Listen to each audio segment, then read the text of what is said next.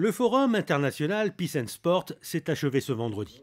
De par la qualité des échanges, la puissance des projets passés et futurs, l'implication de tous et particulièrement des champions de la paix, la 9e édition s'inscrira durablement dans le processus enclenché depuis une dizaine d'années.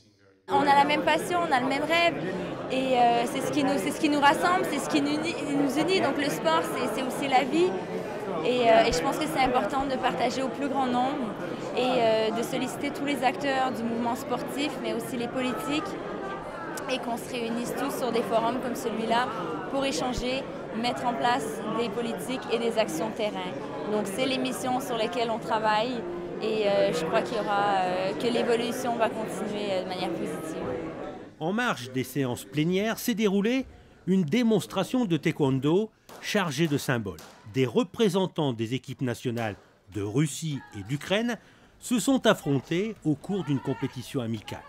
Deux nations qui sont en désaccord. C'est la preuve que le sport est une solution et qu'il est un vecteur de rapprochement entre les peuples. Quand on est sportif, c'est vrai, il n'y a pas de couleur, il n'y a pas de barrière, il n'y a pas de passeport, on est juste champion.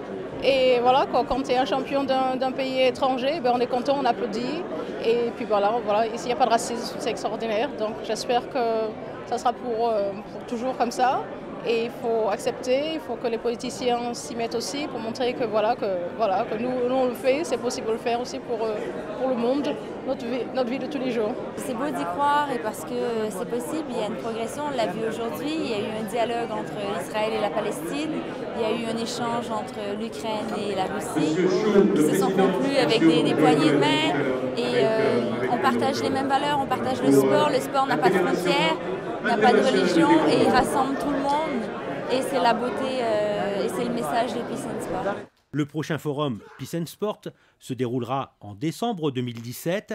En attendant, les projets pour l'année prochaine sont nombreux, importants et fédérateurs, comme la création d'un festival du film de sport, l'organisation d'un match de football à Paris sous la Tour Eiffel opposant des stars du ballon rond et des joueurs anonymes issus de populations en difficulté, et l'intensification des partenariats avec les fédérations internationales.